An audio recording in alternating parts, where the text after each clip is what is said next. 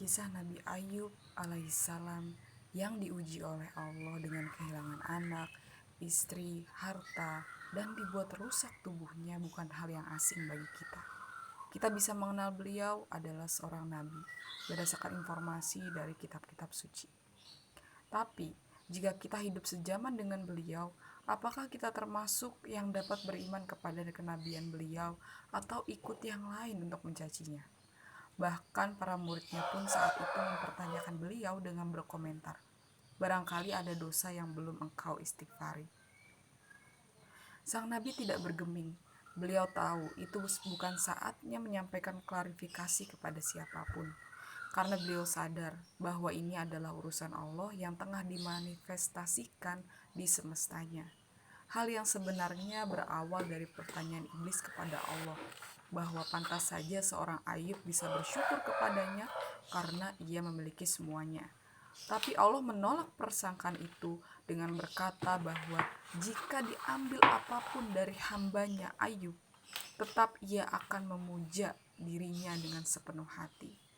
Maka dimulailah makar itu. Ayub diberitahu tentang hal tersebut, bahwa semua yang Allah berikan akan diambil. Saat itu hanya satu saja permohonan Ayub sang Nabiullah. Tolong ya Allah, sisakan hatiku dan lisanku, agar dengannya aku masih bisa berzikir kepadamu. Beliau rela diambil apapun, asal disisakan hati dan lisan yang bisa berzikir. Masya Allah. Maka ketika ujian itu bergulir, satu persatu miliknya yang ia sayangi mulai hilang dari sisinya. Orang mulai mencemooh, mencaci, lari darinya dan memfitnah. Barangkali di benak mereka, nabi macam apa ini? Lebih mirip seperti orang yang terkena kutukan dibanding seorang nabi. Demikian besar fitnahnya. Kalaupun kita ada di masa itu, jangan-jangan kita termasuk yang melempar cacian kepadanya. Nauzubillah min dzalik.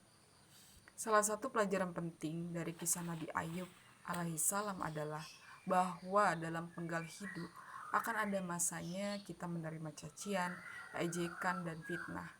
Ketika kita ada di saat itu, apapun yang kita lakukan akan dibaca salah saja. Bahkan sebuah pembelaan yang baik pun akan didengar sebagai sebuah suara yang sumbang.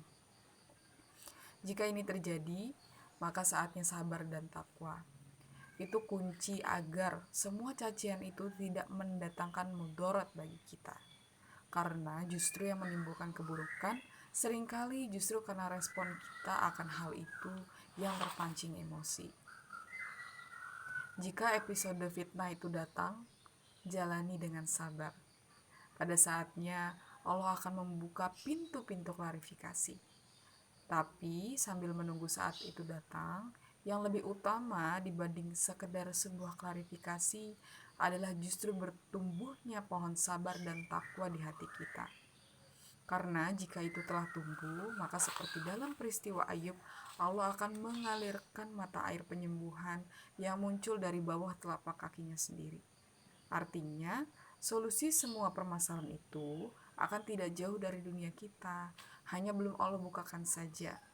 Dengan kata lain, kita harus belajar menelan pil pahit dalam kehidupan agar jiwa kita menjadi dewasa. Wallahu a'lam.